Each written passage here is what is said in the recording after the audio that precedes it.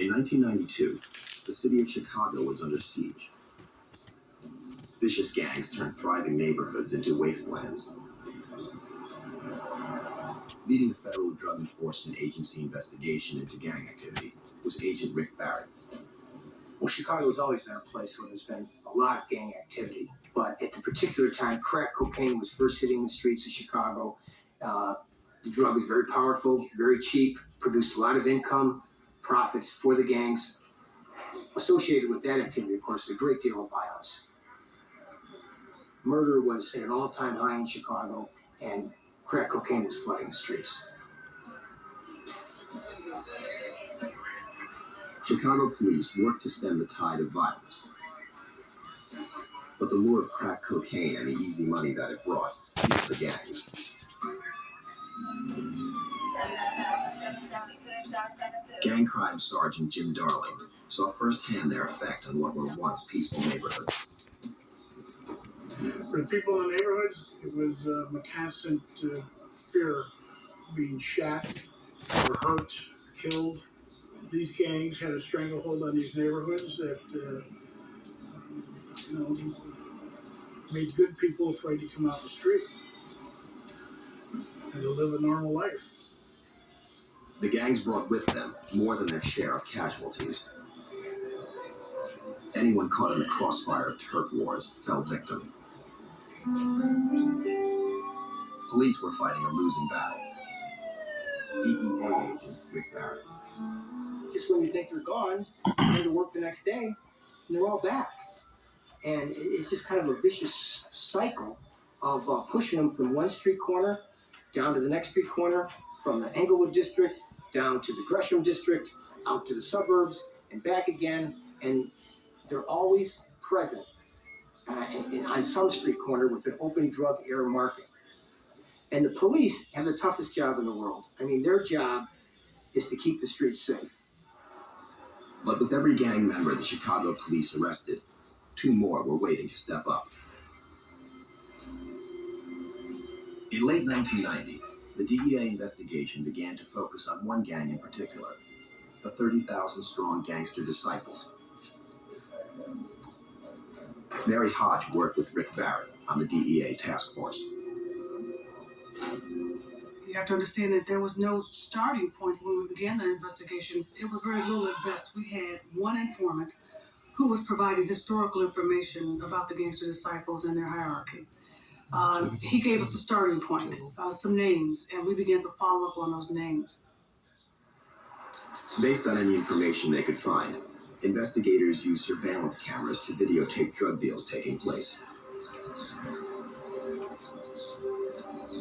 But the tapes revealed little about the key to the gang, its leadership. Barrett's investigation was stalling. We had several plates spinning at the same time, and actually we were going nowhere fast. The investigation needed a fresh approach. The DEA turned to Assistant U.S. Attorney Ron Safer. After I became involved in this case, saw the amazing grip that the Gangster Disciples had on the community in Chicago, saw the huge damage that they were doing in the city of Chicago. I wanted to do something about it along with the team. Safer learned the Gangster Disciples were one of the richest, most deadly gangs in the country. Gangster Disciples were notorious for killing members who betrayed their code of silence. In Chicago's poorest neighborhoods, they used boys as young as 8 years old to carry their guns and drugs. Barrett knew the key to breaking the grip of the Gangster Disciples was to take down the gang's leaders. Our focus from the beginning was on the leadership of the gang. One of the unique aspects of this investigation was the target was already incarcerated. Larry Hoover was one of the 9,000 Gangster Disciples in the Illinois prison system. He was convicted in 1973 for murder. Investigators believed he was the ranking member of the gang. directing its activities both inside and outside the prison.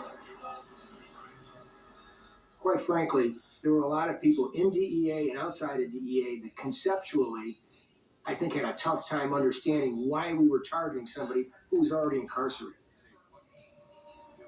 Even though Larry Hoover was in prison, Ron Safer believed he was as much a threat to the community as if he were out on the street.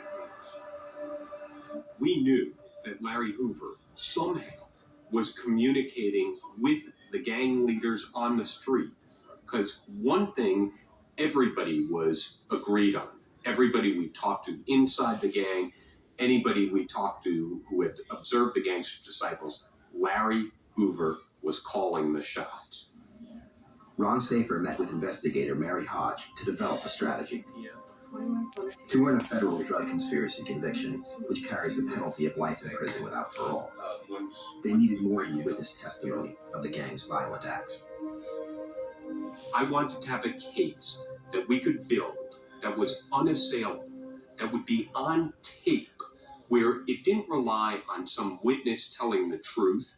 It relied on the words of Larry Hoover and his co-conspirators themselves. To do that, we focused on the drugs, the raison d'etat of this gang, not the violence, the money. Safer ordered highly sensitive sound equipment brought in to separate Hoover's calls from those of the other inmates.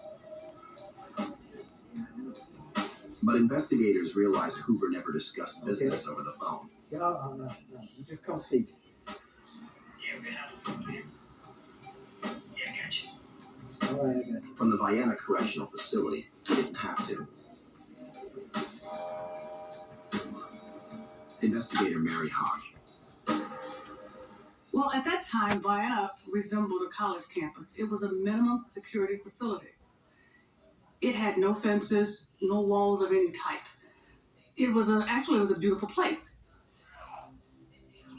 Safer's investigators learned that Hoover stayed in touch regularly with his gangster disciples on the street. Put a gun to the side. He had many visitors and was under little Get the old scrutiny. man here, man. Mama there. Mama there.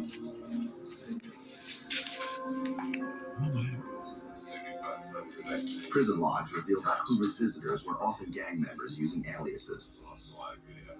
The prosecutor needed probable cause to record Hoover's personal visits. He needed an insider with details of the gang. Finally, he found the right one. Early in 1993, in Decatur, Illinois, a gangster disciple named Charles Jello Banks made a drug sale to an undercover control working with the police.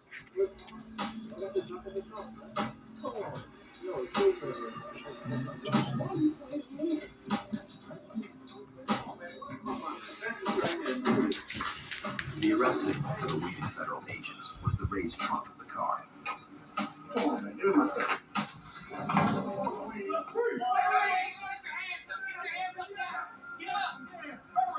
Charles Jello Banks was arrested and charged with the sale of narcotics.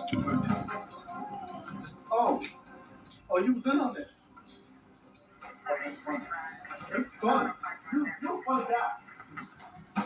Boy, I think about what happened. As part of an effort to get gang members to become informants, investigators met with Charles Banks. Knowing it could mean death, Banks agreed to defy the gang's code of silence. There it is.